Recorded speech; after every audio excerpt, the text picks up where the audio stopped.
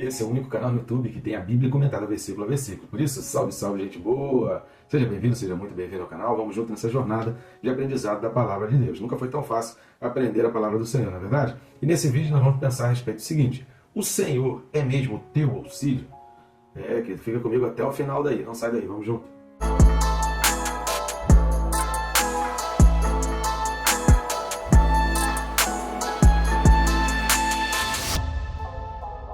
Então não deixe de se inscrever no canal. Está assistindo o vídeo, mas ainda não está inscrito? Então vamos lá. É rápido e fácil. Vai clicar no botão aí de se inscrever. Pronto, já vai estar inscrito. Recomendo ainda clicar no sininho, porque além de você ter em primeira mão, né, nas notificações ali, tudo que a gente vai postando aqui no canal, você também vai se disciplinando. Porque de segunda a sábado, exceto domingo, às 6 da manhã, a gente está com um vídeo explicando a Palavra de Deus. Então mesmo que você não assista o nosso vídeo ou não utilize o nosso vídeo no teu devocional, com certeza essa notificação vai fazer você lembrar que você precisa do café do céu, e aí antes do café da terra você já vai para o café do céu. Tá certo? Vamos lá, o texto desse vídeo? Carta aos Hebreus, capítulo 13, versículo 6.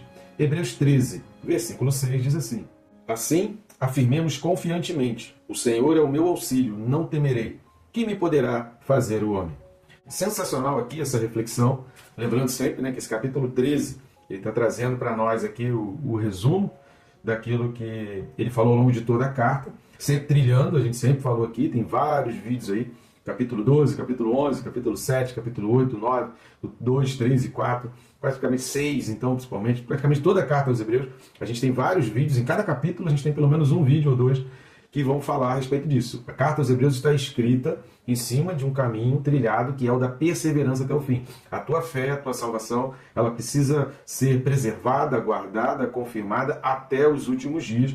Por exemplo, no próximo vídeo a gente vai falar um pouco de novo a respeito disso e a gente vai relembrar os outros versículos. Mas dentro dessa linha da perseverança até o fim, de guardar a tua fé, de permanecer fiel, de você permanecer fiel a Deus, e realmente confirmando a tua salvação até o fim, dentro dessa linha, o autor falou aqui, olha, seja hospitaleiro com aqueles que estão perdendo tudo, que não têm onde morar, se eles baterem na tua porta, hospede-o, né, guarda-o na tua casa, visite aqueles que estão sendo presos, ou pelo menos lembra deles em oração, ore por eles, porque estão sendo presos injustamente, a injustiça, né, as leis estão sendo feitas de maneira injusta, é possível, é real, e já há vários episódios na história de leis injustas, de leis sendo criadas de maneira injusta. Então a gente precisa ter muito cuidado e muita cautela com relação a isso. E aí ele vai falar também do casamento, que se você fortalece a família, se você preserva a tua família e você não deixa que o diabo entre na família, como que o diabo entra na família? Através do pecado. Então se você tem uma família santa, se você tem um casamento santo, se o pecado não vai entrando na família, você tem uma família forte, isso vai te ajudar nessas lutas que estão lá fora, nas lutas que estão no dia a dia. Sempre lembrando que o contexto aqui é de uma perseguição. Aqui a gente ainda não está na época do imperador Nero, mas está na época do imperador Cláudio. O que o imperador Cláudio estava fazendo? Confiscando os bens, tomando posições, tomando casas, tomando tudo das pessoas, expulsando as pessoas de casa, e elas saíam sem ter para onde ir, e alguns eram já presos, e aí já não era mais só cristãos, mas os judeus também estavam sofrendo também dessa perseguição.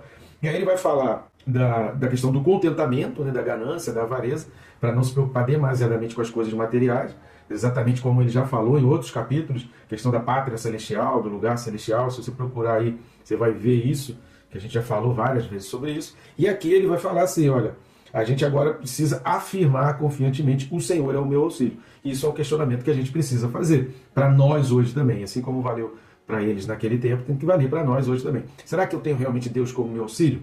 Será que eu posso realmente afirmar isso? Deus é o meu auxílio, Deus é o meu socorro bem presente? Será? Vamos pensar então sobre isso, mas antes eu peço suas ajudas ao nosso canal. Né? Existem várias maneiras de você estar ajudando o nosso canal, e uma delas é de graça. Você não vai custar nada, não vai desembolsar nada, além de ser rápido e fácil também, não vai nem teu tempo vai tomar, que é o curtir, comentar e compartilhar, né? O famoso triplo C. Curtindo, comentando e compartilhando, você ajuda a gente a alavancar e a esse canal chegar a mais pessoas. Agora existe uma outra maneira também, que ao lado tem um QR Code. Nesse QR Code aqui, você vai encontrar um link, e nesse link, né, tem um menu de opções. Você também pode acessar esse menu de opções no primeiro link aqui da descrição. Né? Vai lá, você vai abrir essa lista de opções, onde você vai estar adquirindo esses livros, capinha deles já começaram a aparecer aqui do lado, são livros que eu mesmo escrevi, e ali nos links tem a sinopse, e você vai poder comprar em formato digital ou papel, e vai poder escolher o site da sua confiança, né? Amazon, Mercado Livre, Hotmart, enfim, você vai ter ali um leque de opções, além também de ter as opções ali, se você quiser fazer um convite estamos aí à disposição, a gente vai até a tua igreja, a gente vai até vocês para explicar um pouco mais da Bíblia e principalmente incentivar os irmãos à leitura da Bíblia, se voltar para estudar a palavra de Deus. Estamos vendo tempos difíceis e cada vez mais precisamos nos voltar para a palavra do Senhor. Primeira coisa que a gente vai observar aqui nesse versículo é o assim. É importante a gente frisar esse assim que está no início, porque a palavra grega aqui significa então, portanto. Ou seja, ele está puxando aquela fé que foi falada no final do versículo 5. É importante a gente frisar isso, porque esse versículo está interligado, né? A gente está estudando aqui versículo a versículo, mas há uma ligação entre eles. Nunca pega um versículo de uma maneira isolada. E esse assim, ele faz essa ligação. Assim por quê? Então assim, dessa mesma forma, baseado nessa fé, seguro nessa fé, com essa fé de que realmente você não vai deixar, você sabe que o Senhor não vai te abandonar, que você sabe que o Senhor vai suprir todas as tuas coisas. Então é nessa fé, agarrando-se nessa fé. Esse assim significa isso. Olha, agarrando nessa fé, afirmemos confiantemente. Deus é o meu auxílio. Esse afirmemos aqui também é importante a gente frisar e destacar isso, porque é de dizer. Afirmemos aqui é de dizer. Lembrando que surgiu praticamente já na Idade Média essa questão da oração e leitura silenciosa. Né? Os antigos não era costume fazer leituras silenciosas ou orações silenciosas. Era muito raro. Eles não entendiam isso muito bem, dessa questão da oração silenciosa. Então falava-se em ler ou falava-se em orar, era sempre em voz alta. E essa expressão afirmemos aqui, no grego, ele vai dizer exatamente isso, é dizer, é falar, é você expressar com a sua boca. E é importante a gente observar isso, né? Porque às vezes passa assim, e a gente nem tem uma percepção clara do que o autor está dizendo. É importante a afirmação de fé. Veja como o autor está trazendo para pessoas que estavam passando por uma grande tribulação, por uma grande perseguição, estavam perdendo tudo, uma forte tristeza, viram seus bens materiais se esvair assim, ser tomado por imperadores, eles estavam diante de uma grande tristeza, e o autor está falando, essa fé precisa ser afirmada, você precisa verbalizar a sua fé, essa fé precisa sair então da sua boca, porque os ataques são constantes à nossa mente. Se a gente não verbaliza, se a gente não fala, se a gente... Por isso que é importante os louvores, as músicas, as canções, por isso que é importante você falar, por isso que é importante você pregar, porque se a gente não fala, se a gente não prega, se a gente não reafirma, e depois reafirma de novo, e quantas vezes preciso for você reafirma de novo a tua fé, os ataques do diabo à sua mente vão ocupar a sua mente e ocupar o seu coração. Lembra que a palavra de Deus diz que a fé, ela vem pelo ouvir. Então, nós precisamos expressar uns para os outros a fé, para que quem ouve seja fortalecido, e nós mesmos precisamos ser os primeiros a ouvir aquilo que a gente fala, né? Tudo que a gente fala, a primeira pessoa a ouvir o que a gente fala tem que ser nós mesmos. Isso fortalece a fé. Por isso o autor fala, afirmemos, assim, né, baseado nessa fé, afirmemos. Confiantemente, querido, por que confiantemente? Esse confiantemente aqui é no sentido de com muita coragem, com ousadia. Olha como a frase já toma um outro significado. Baseado nessa fé de que Deus vai prover todas as coisas para você, fale, profira sempre com ousadia, com a certeza de que aquilo vai cumprir e com coragem, ou seja, sem medo, sem titubear, sem tremer. Olha como essa frase simples, o início de um versículo tão pequeno, assim afirmemos confiantemente, você começa a adquirir uma nova expressão para essa frase, você começa a entender o contexto dessa frase. Vê como é lindo a gente estudar a palavra de Deus e a gente ir aprendendo os significados da palavra. Então, esse confiantemente é nesse sentido de ousadamente, de bom ânimo, com coragem, sem temer, sem medo nenhum. Esse é o significado da palavra no grego. O exercício da fé exige ousadia, exige romper as nossas próprias barreiras, porque nós colocamos barreiras em nós mesmos, nós colocamos o medo, nós nos impedimos, nós nos bloqueamos, nós criamos muros e criamos situações que nem sempre condizem com a realidade, que nem sempre refletem a realidade, mas ainda que reflita a realidade de perigo e de medo, a gente precisa confiar no Senhor, naquele Senhor do versículo 5 que a gente estudou aqui. Então, pegando como que as coisas se encaixam, as coisas se completam, diante de tantas dificuldades e perseguições, o povo não podia retroceder, tá certo? E por fim, querido, a gente precisa ler alguns versículos, porque essa citação aqui do versículo 6, essa expressão, ela aparece sendo completada também em outros versículos da Bíblia. Então vamos ler todos eles para a gente pegar esse contexto e entender o que significa isso. O Senhor é o meu auxílio, não temerei. Que me poderá fazer o homem? Lembrando que eles estavam numa perseguição, né? Pessoas estavam sendo presas, pessoas estavam tendo todos os seus bens confiscados, inclusive em suas casas, suas residências, e estavam sendo obrigados a deixar as suas casas e ficar sem nada, saíam só com a roupa do corpo, não podiam ter mais bem nenhum, porque estava tudo sendo confiscado pelos imperadores. Então vamos lá para o Salmo 118, versículos de 6 a 9. Salmo 118, versículos de 6 a 9 diz assim: O Senhor está comigo, não temerei. Que me poderá fazer o homem? O Senhor está comigo entre os que me ajudam. Por isso, verei cumprido o meu desejo nos que me odeiam. Melhor é buscar refúgio no Senhor do que confiar no homem. Melhor é buscar refúgio no Senhor do que confiar em príncipes. Que lindo isso, né, querido? E a gente precisa transformar isso numa realidade, porque às vezes a gente vai criando uma dependência muito grande no patrão, no presidente, no governador, no prefeito, no vereador, no senador, no deputado federal, estadual, no presidente da associação. A gente vai começando a criar confianças demais em homens e pessoas, e uma hora dessas, esses mesmos homens e pessoas vêm contra nós. Então a nossa confiança precisa estar em Deus. Você confia em fulano? Eu confio em Deus. A minha segurança está no Senhor. É Deus que vai prover. Se Deus vai usar essa pessoa ou não, é com Deus. Deus é quem sabe. Agora, independente dessa pessoa vir a meu favor ou contra mim, a minha confiança está em Deus. Eu não posso perder a minha confiança no Senhor, e homem nenhum, ser humano nenhum nessa terra pode estar acima da minha confiança, da minha dependência em Deus. Vamos ler o texto então de Salmo 27, versículo 1. Livro dos Salmos, capítulo 27, versículo 1 diz assim: O Senhor é a minha luz e a minha salvação. De quem terei medo? O Senhor é a fortaleza da minha vida. A quem temerei?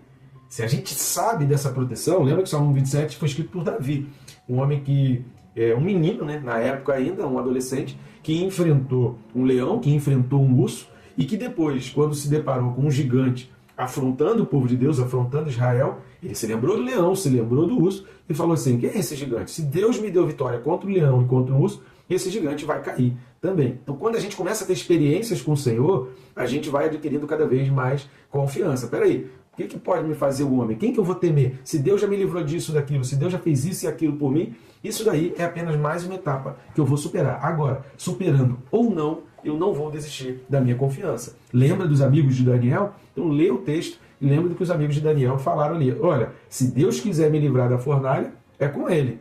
Ele me livra. Mas se Deus quiser que eu morra na fornalha, eu vou morrer. Mas morrendo ou vivendo, eu não vou negar e eu não vou deixar de acreditar no meu Deus, e ninguém, nenhum homem, vai ocupar o lugar de Deus no meu coração e na minha vida. Recado dado, né, querido? Salmo 90, versículo 1. Livro dos Salmos, capítulo 90, versículo 1, diz assim: Senhor, Tu tens sido o nosso refúgio, de geração em geração. E aí aqui a gente faz uma viagem no tempo, embora a gente esteja dentro do mesmo livro de Salmos, mas a gente saiu de Davi e a gente voltou no tempo para Moisés. Então o Salmo 27 foi escrito por Davi e o Salmo 90 foi escrito por Moisés. Então Moisés já falava ali, porque durante a caminhada no deserto, Deus era o refúgio. Não era a cabana, não era o tabernáculo que os protegia, que os guardava, mas era o Senhor. Deus estava dirigindo, Deus estava protegendo, Deus estava fornecendo alimentos. Nunca se esqueça disso, que durante 40 anos, aquele povo não produziu, aquele povo não trabalhou, só caminhava e Deus concedia tudo o que eles precisavam a cada dia. Tremendo isso. Então aqui, mesmo nessa viagem do tempo, seja em Moisés, seja em Davi, a expressão da confiança no Senhor. E vamos ler mais ainda o Salmo 46, versículo 1. Livro dos Salmos, capítulo 46, versículo 1, fala assim: Deus é o nosso refúgio e fortaleza, socorro bem presente nas tribulações. Se você quiser voltar aí no vídeo, anotar esses salmos que a gente deixou escrito aqui e que a gente leu aqui, e você lê esses salmos, guarda esses salmos, para aqueles momentos de grande dificuldade, de grandes angústias, como o povo os hebreus estavam enfrentando ali, de perseguição, de confisco de bens, de uma grande luta, lê esses salmos para fortalecer a tua fé. Mas não lê leitura silenciosa, não lê em voz baixa, lê em voz alta. Se preciso for, reúne a família num jantar ou num café da manhã e faz a leitura desse salmo e pede para cada um responder o que ele entendeu, como que ele vai aplicar aquilo na sua vida a partir daquele momento e que lições práticas ele tirou daquele salmo. Essas 3 perguntas, faz isso, reúne a família, faz esses comentários, você vai ver como a fé vai sendo fortalecida, você vai ver como você vai sair de casa e vai enxergar as lutas e as tribulações do lado de fora com muito mais confiança, com muito mais coragem, confiantemente, como disse o autor aí no versículo 6. Por isso, meus queridos, dizer o Senhor é o meu auxílio ou o Senhor é o meu refúgio, quando a gente tem casa, quando a vida está tranquila, quando tem dinheiro batendo na tua conta todo mês, ou toda quinzena, né, ou toda semana, tem gente que recebe por semana, E você dizer, Deus é o teu auxílio, Deus é a tua força, você tem teu carro, você tem tua roupa, você tem um guarda-roupa cheio, você tem sapato para calçar, você tem geladeira, você abre a tua despensa, tem tudo. Você dizer, Deus é o teu refúgio e fortaleza, isso não traz nenhum peso na tua vida. O complicado é a gente dizer, Deus é o meu refúgio e fortaleza. Ainda que eu abra a minha despensa, ela esteja vazia. Ainda que eu abra o meu guarda-roupa e eu não tenha roupa para trocar, eu tenho que usar de novo a mesma roupa que eu usei, porque eu não tenho outra roupa para colocar ali naquele dia. Ainda que eu abra a minha geladeira e seja um brilho só a minha geladeira, porque ela está vazia. Ainda que eu vá almoçar e tenha pouca coisa para comer, mas eu dizer, o Senhor é o meu auxílio, é o meu refúgio, o Senhor é a minha fortaleza, a quem temerei. Então você ter uma fé, como diz o pastor André Fernandes, né, no óbvio, querido, isso não é fé. Sabe, se você está diante de uma coisa que é real para acontecer, que está tudo pronto ali para acontecer, você dizer que você tem fé que aquilo vai acontecer, isso não é fé. Você está crendo no óbvio. Eu não preciso ter fé. Não é nenhuma expressão de fé para eu dizer que hoje vai anoitecer, para eu dizer que amanhã o sol vai nascer. Isso não é expressão de fé. Acontece todo dia. Agora, eu preciso de fé para falar algo e para profetizar algo e para realmente confiar numa mudança radical da minha história, da minha vida e numa provisão de Deus, quando eu não tenho nenhuma perspectiva dessa provisão. Então, precisamos crer na ajuda de Deus, no socorro dele, quando nós não temos mais chão, quando nós não temos mais onde nos segurar, quando nós não temos mais em que nos apegar. E aí a gente pode dizer, confiantemente, Deus não vai me deixar, Deus não vai me abandonar. Eu tenho certeza que esse momento vai passar, tenho certeza que essa circunstância vai passar, eu tenho certeza que essa situação vai passar, e eu tenho certeza que Deus vai estar comigo na circunstância, no momento, na situação e mesmo após ela. Fortaleça a tua fé, querido. Não permita que a tua fé seja esmorecida, que a tua fé seja enfraquecida. Sabe, o pastor Luciano Subirá, ele fez uma vez uma reflexão muito sobre isso.